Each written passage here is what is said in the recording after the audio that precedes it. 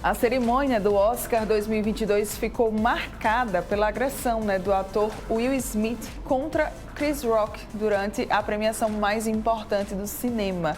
Pois é, viu, Chris, ele levou um tapa no rosto, muito provavelmente você ouviu falar sobre isso se você tem aí acesso à internet, após o Will se irritar com o comentário feito pelo ator e comediante sobre a sua esposa, que é a Jada Smith, que tem a cabeça raspada por conta da alopécia, uma condição capilar que causa queda de cabelo.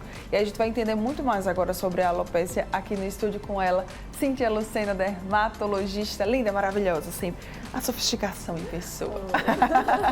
Bom muito dia, obrigada, meu bem. Mara. Eu que agradeço. Obrigada pelo convite. Por você vir. Eu sempre fico muito grata. Adoro estar aqui. Vamos começar explicando, então, o que é a alopécia? Ela realmente causa essa queda de cabelo? Sim, a alopécia nada mais é do que a perda de pelos em qualquer região do corpo, certo?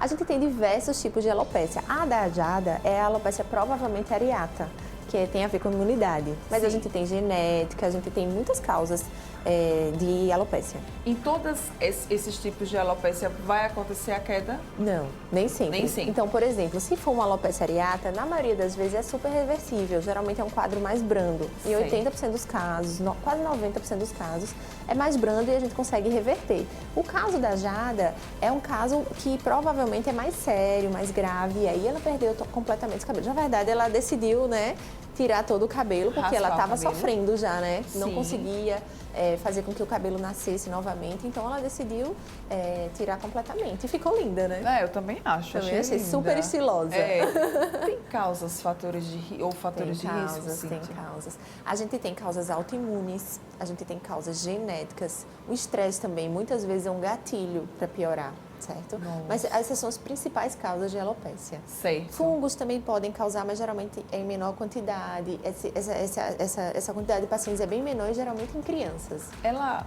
começa vamos falar assim, no popular, vai começar a surgir de um dia para o outro, ou ela vai dando sinais? Geralmente ela vai dando sinais, tá certo? E aí, por exemplo, no caso da Jada, a alopécia areata, ela começa com alguns buraquinhos pequenininhos na cabeça. Se for alopécia relacionada à calvície, que é genética, aí a gente vai percebendo aquela área do cabelo ficando mais abertinha, a gente vai vendo mais aquela rarefação e os pelos vão ficando mais fininhos. Sim, mais ralinhos. E se for causa inflamatória, a gente tem também a presença de descamação, eritema, que é aquela área vermelha, coceira no cabelo. Então, a causa da alopécia é que vai determinar os sintomas. Entendi. Então, vai depender do tipo. Exatamente. E aí, a partir desses tipos é que a gente vai vendo os sintomas. Exatamente. Tá, uma outra dúvida. É mais comum em homens ou em mulheres, ou não tem isso? Então, a alopecia areata, que é a da Jada, não tem isso. Então, tanto em homens quanto em mulheres, o acometimento é igual. Mas a calvície, que é a alopecia androgenética, é mais comum em homens. Então, a gente vê muitos homens jovens de 20 anos já com aquelas entradinhas, aquela área aqui também rarefeita, que é a nossa maior causa de alopecia no Brasil e em todo o mundo, que é a alopecia androgenética. Então, por isso que eu digo que é em homens, porque a alopecia androgenética é mais comum em homens. Tá, na calvície, eu tô vendo muitas pessoas, que são calvas, fazendo o implante, é assim que chama? O implante capilar. Implante capilar. No caso da alopécia areata, isso também poderia ser feito ou não? Não poderia ser feito, porque o tratamento para a alopécia areata é a gente fazer inibir a inflamação. Nada mais é do que os nossos soldadinhos, o nosso sistema imune, indo lá no pelo e destruindo o pelo. Sim. Então, não adianta a gente colocar pelo, diferente da calvície. A gente coloca pelo na calvície, pode colocar, pode fazer transplante. Okay. Embora esse paciente tenha que tratar sempre, porque como é causa hormonal e genética, se você não tratar, perde o pelo novamente. Mas aí, quando você faz o implante, você está ali empolgada e não vai deixar de tratar mais. Sim. Mas a alopecia areata, não. Se a gente fizer, existe uma grande chance de rejeição. Então, a gente precisa tratar da forma correta. Muitas vezes, o paciente não trata e volta a repilar. Então, geralmente, não é grave a alopecia areata, que é a causa da Jada. Sim. Provavelmente, ela teve algum tipo de alopecia mais grave. Ah, ok. Uma outra dúvida, é contagiosa? Só se for por fungos. Só se for por fungos. Por fungos. Existem algumas bactérias também que causam, mas é bem mais raro. Então, é muito raro ser contagioso. É um quadro reversível? Não. É possível eu perder o meu cabelo e o cabelo ele voltar a nascer? Na maioria das vezes, sim. É reversível, gente, principalmente se for cedo. O diagnóstico for cedo, a gente consegue, E muitas vezes, por exemplo, no caso da Jada, que é a alopecia areata, provavelmente, a gente ainda não tem certeza, mas a gente acredita que tenha sido a alopecia areata. Muitas vezes o paciente não trata e volta, só que é importante ele ir ao dermato porque a gente consegue acelerar esse crescimento. E também existem algumas doenças que estão relacionadas à alopecia areata. É raríssimo acontecer, mas a gente precisa rastrear. Então a gente precisa pedir esses exames para ver se o paciente tem alguma relação com tireoide, tem alguma relação com algumas outras doenças autoimunes. Então é importante fazer esse rastreio, porque muitas vezes é um sinalzinho ali para outras doenças no futuro. Então, ali é só, né, um gatilhozinho, uma sombra. Exatamente. Tá, no caso da alopecia, como é que é feito esse diagnóstico? São feitos exames lá no consultório mesmo ou não? Você tem que encaminhar? Não, é feito no consultório, a gente faz o exame, tanto dermatoscópico, que é quando a gente coloca um aparelhinho e existe uma gama de sinais que vão dizer qual tipo de alopecia. Então, a olho nu, o paciente está olhando assim, não tem a dermatoscopia.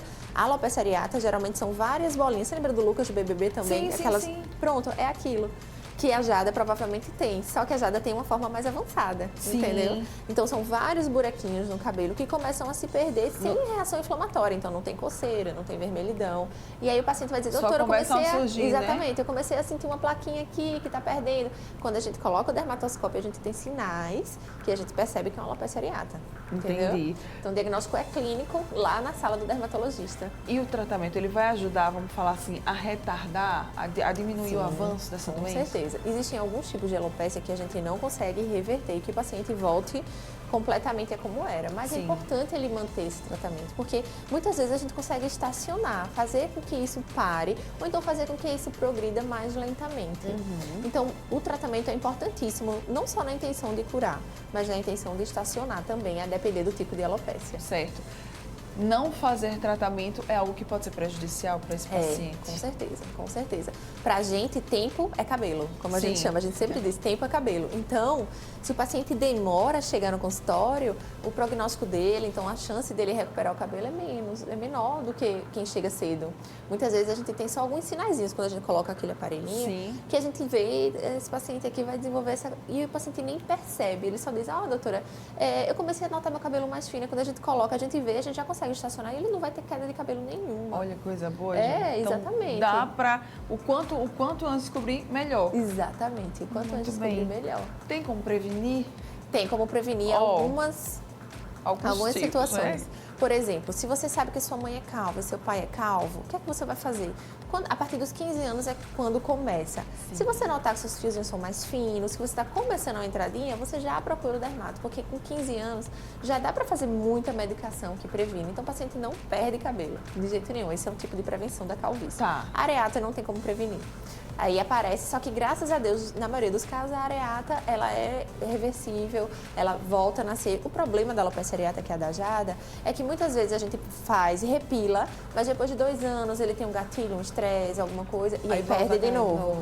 Mas repila novamente, todo o cabelo recuperado, na maioria dos casos. Gente? Então, dá para recuperar, dá para fazer tratamento, a medicação, seguir tudo direitinho que vai dar certo. E melhor ainda nos casos em que é calvície, né? Exatamente. Se você procurar o quanto antes, já a partir dos 15 anos, tem sim, tá? Como dar uma segurada aí no avanço da calvície. Com certeza. Quem quiser mais querida. dicas sobre esse e outros temas relacionados à dermatologia, como é que pode fazer? Então, gente, o meu Instagram é Cíntia Lucena Dermato. Então, qualquer dúvida, pode me mandar um direct lá que eu estou lá para responder. E eu atendo na Clínica Pele, no Parque Shopping. Maravilhosa, linda. Obrigada, Mara. Parabéns pelo seu trabalho querida. sempre. Muito bom Foi ter um você aqui, viu? Obrigada. Beijo. Seguinte, vamos agora para um rápido intervalo comercial. Daqui a pouco a gente está de volta. Você não sai daí. Se cuide, tá? Sempre.